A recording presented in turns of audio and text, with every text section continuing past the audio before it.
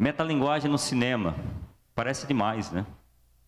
O cinema dentro do cinema. Lisbela e o Prisioneiro, né? Quando vai contar aquela história, né, do Gael Hastings, ele conta a história que está se passando lá, usando um filme dentro do filme. Então ele usa o roteiro para falar sobre isso daí. Aqui, perfeito. Pessoal de casa.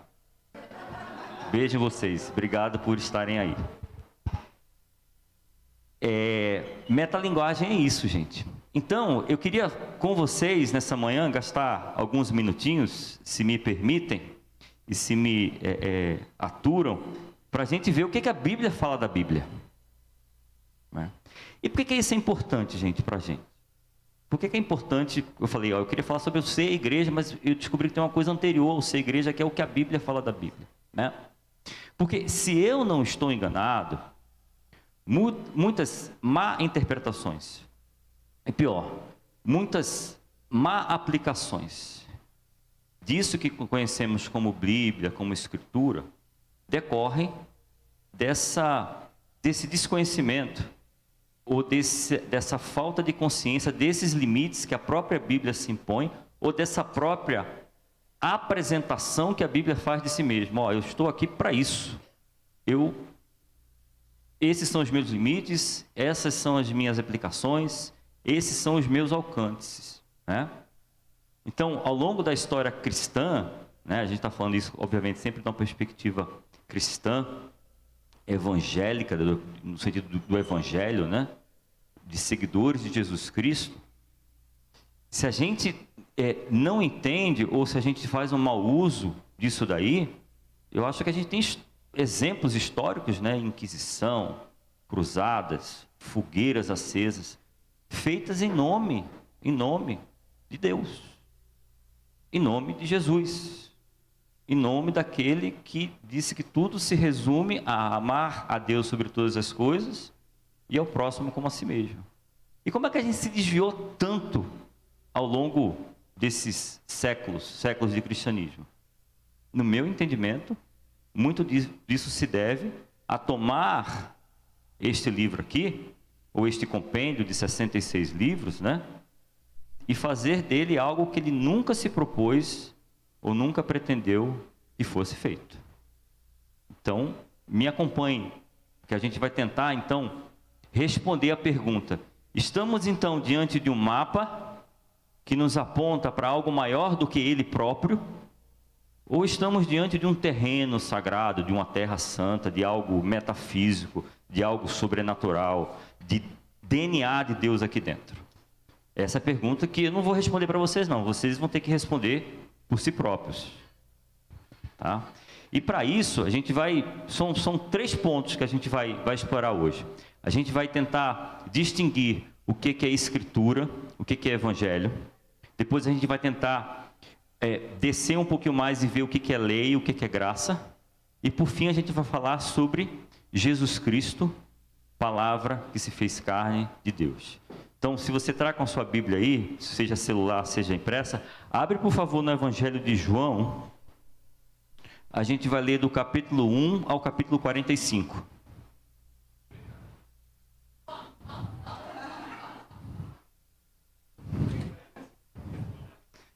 Tão tranquilo de almoço, né? Marmita, água. Vou até tomar água aqui para ler 45 capítulos. Vou até tomar água aqui, né? A maratona. Vamos maratonar hoje aqui.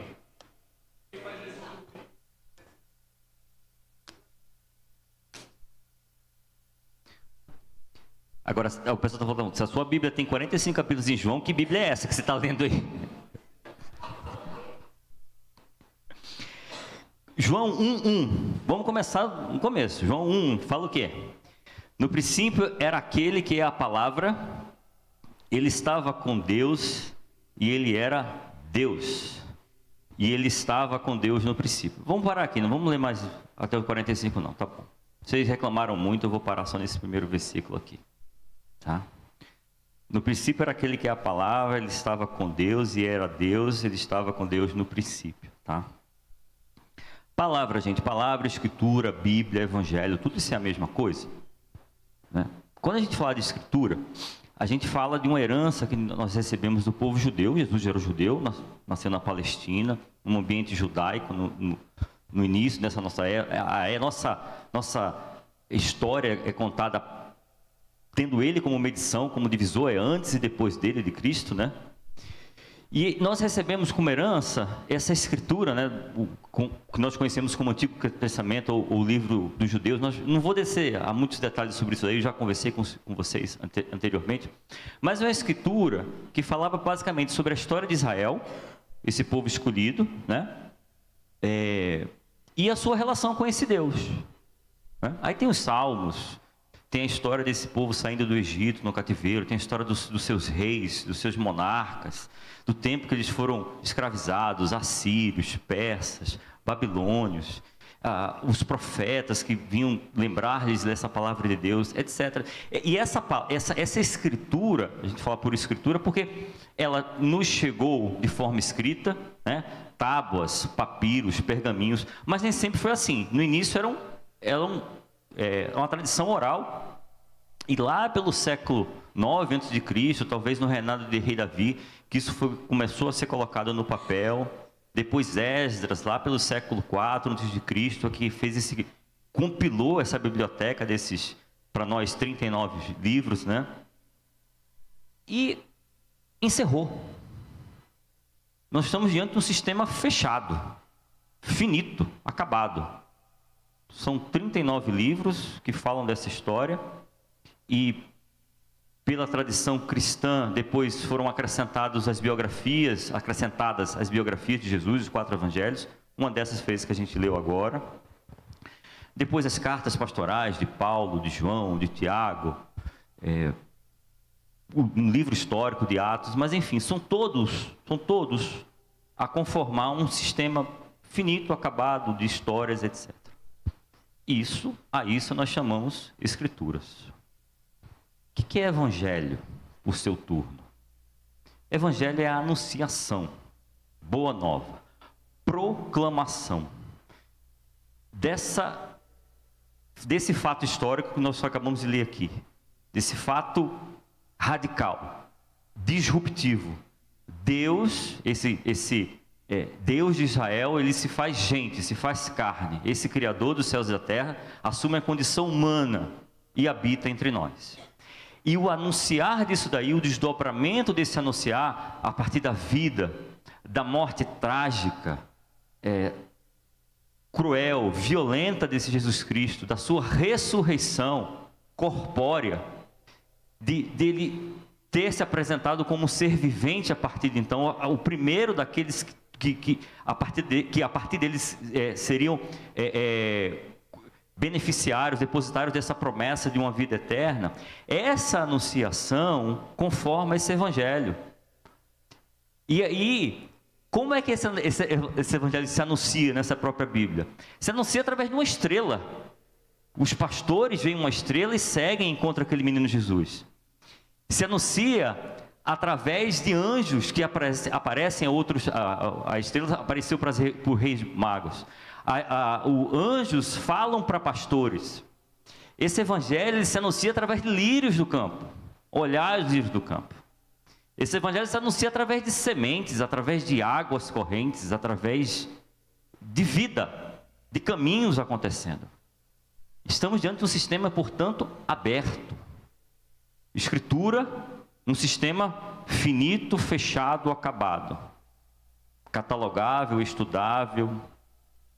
Evangelho, um sistema aberto, dinâmico, vivo, incontrolável, inconfinável, incompreensível na sua totalidade, incapturável. É disso que a gente está tratando aqui. Por que a Escritura é um sistema finito? Porque ela se baseia basicamente numa lei. Aqueles 10 mandamentos, e a gente já está no segundo tópico, aqueles 10 mandamentos que apareceram para Moisés, parte dele relacionado, tocante à relação do homem com Deus, parte dele do homem com seu próximo, consigo próprio, e um ali no meio que une as duas coisas, que é a questão da guarda do sábado, né? São leis.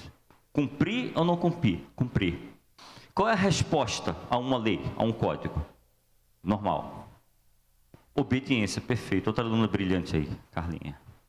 A resposta adequada, que se espera diante da lei, do código, é a obediência. Se você cumpre, você é bendito, você está bem. Se você não cumpre, consequências virão, provavelmente você vai se dar mal, né?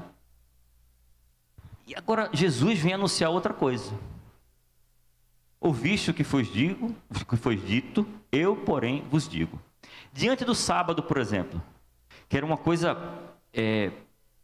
basilar, uma coisa fulcral, uma coisa básica, de esteio para aquele povo quando ele veio. Ele vem dizer, o sábado foi feito para o homem, e não o homem para o sábado. Ele muda aquela perspectiva do cumprimento de lei de uma forma muito mecânica, muito automática, a lei pela lei. E ele introduz um conceito de graça.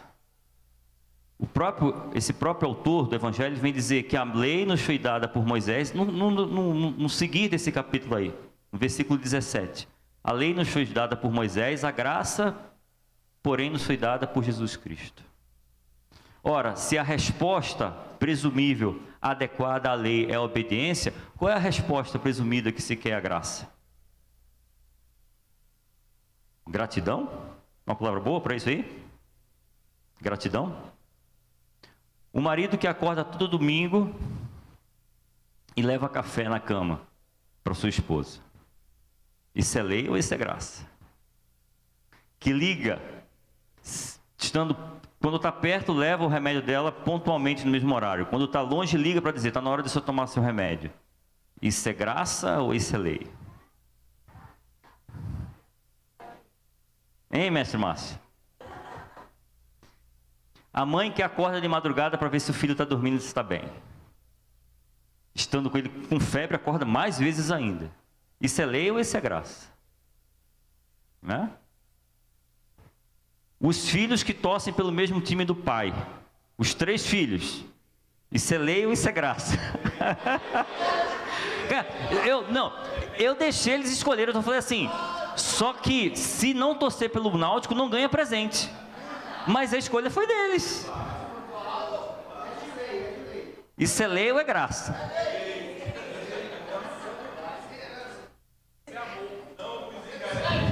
Isso é um limbo, né? Isso é uma coisa de advogado, nem uma coisa nem outra, fica no meio termo. Mas, gente, o que Jesus veio trazer, então, nessa esfera, nessa dimensão da graça, é algo que não se aplica apenas por regrinhas de podes e não podes. Chega uma mulher flagrada em adultério diante dele, a lei é muito clara quando diz ela deve ser apedrejada. Está muito claro isso daí, não tem dúvida. Ato, lei, conduta, sanção, aplica-se. E como é que Jesus sai disso daí? É aplicando a lei cegamente, cabalmente. É recorrendo à graça. Aquele que não tiver pecado, que atire a primeira pedra. Porque o que ele tem para propor para a gente é muito mais do que simplesmente escritura finita, acabada, pronta, catalogável, como eu falei. Muito mais do que uma lei de podes e não podes, regrinhas. E esse, ao meu ver, é uma das danações, se não a maior danação do que conhecemos hoje como evangélicos, como cristãos. É fazer disso aqui, ou dessa proposta de Jesus, dessa continuidade dessas histórias, uma lei tal como a lei para o povo judeu. Gente, é graça, o que Jesus veio trazer foi graça. Porque Paulo vai dizer que o fim da lei, aí o fim você pode interpretar como o fim de finitude ou o fim de objetivo. O objetivo da lei, ou o fim da lei, tudo se cumpre em Jesus, e a partir da lei a gente entra numa nova dimensão, numa nova esfera, em que ele vai dizer que foi para a liberdade que ele nos libertou. E não são mais regrinhas simplesmente. É pelo Espírito, é um Espírito. A gente não cantou isso aqui, né? Esse é o meu respirar, é um respirar. Respira fundo aí, respira. É um respirar. É pão. é água corrente. Ele falou, quando eu for para o meu Pai, eu vou mandar outro Consolador, o Espírito, para vos ensinar todas as coisas. É uma vida espiritual, de interioridades. Isso é perigoso? Isso é perigosíssimo. Mas já dizia Guimarães Rosa, viver é perigoso.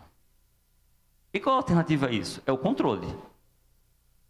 A alternativa a isso é o panóplio, vigiar e punir. É uma sociedade de grande irmão, de Big Brother. De medos, de culpas, de chantagens emocionais, de barganhas. Essa é a alternativa que a gente está vendo. Mas é isso que a gente encontra nas palavras, nas atitudes, nos gestos de Jesus Cristo. E aí a gente entra nesse terceiro ponto. O que fala essa própria Bíblia sobre esse Jesus Cristo? Que Ele é a palavra. Esta Bíblia diz que esta Bíblia é a palavra? Ou eu estou lendo errado? Ou esta Bíblia diz que Jesus é a palavra? Comparativo com vocês, para a gente ser mais didático, eu já estou entrando já nos finalmente, tá? Para o povo judeu, aquela Torá, que foi dada primeiramente por Moisés, né? E depois conformam outros livros, está fechado, está acabado. E no momento que Deus parou de inspirar os escritores para escrever isso daí, Deus se calou. Deus não fala de outra forma senão através da lei hebraica, da Tanar, da Torá. E aí vem os comentadores, os Talmudes, para comentar isso daí, as escrituras ou os ensinamentos rabínicos. E acabou. Deus se encerrou e o que ele tinha para falar, ele já disse. De igual forma, para os muçulmanos, foi dado o Corão, né?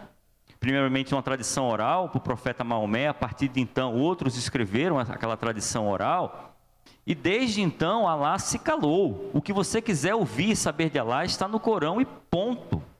Esses são realmente povos ou religiões ou credos firmados no livro. Tanto que no Corão você não pode nem traduzir das línguas originais, porque qualquer tradução, obviamente, é uma interpretação, portanto é uma corrupção do original. Então você já não está diante das palavras perfeitas, eternas de Alá. Qual é a nossa tradição? Qual é o nosso ensinamento que nós recebemos na nossa igreja primitiva, que veio a partir dos ensinamentos de Jesus? Jesus escreveu algum livro? Ele próprio nos deixou algum livro? O que foi que eu disse para vocês que está aqui no Evangelho de João? O Espírito de Deus vos ensinará todas as coisas. Então, enquanto que o centro da fé judaica, o centro da fé islâmica são livros, o centro da fé cristã é uma pessoa, gente. Que na nossa fé, na nossa crença, é o próprio Deus encarnado. Portanto, livre, portanto, dinâmico, portanto, incapturável, inconfinável. Você não está aí para decifrá-lo, você está aí para amá-lo. E com ele viver, e com ele caminhar, e com ele partilhar, e com ele sorrir, e com ele dançar, e com ele cantar, e com ele servir, e com ele abraçar, e com ele por ele acolher, e com ele por ele não julgar, e com ele por ele estender mãos, abrir sorrisos, abrir portas.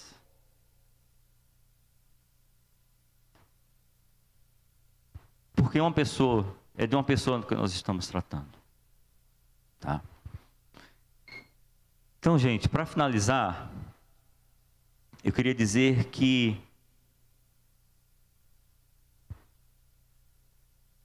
se cremos naquilo que professamos crer, se cremos naquilo que lemos aqui, se cremos quando dizemos que somos cristãos, evangélicos, seguidores de Jesus Cristo, Se há coerência, alinhamento entre aquilo que pensamos, entre aquilo que falamos, entre aquilo que praticamos e vivemos, então,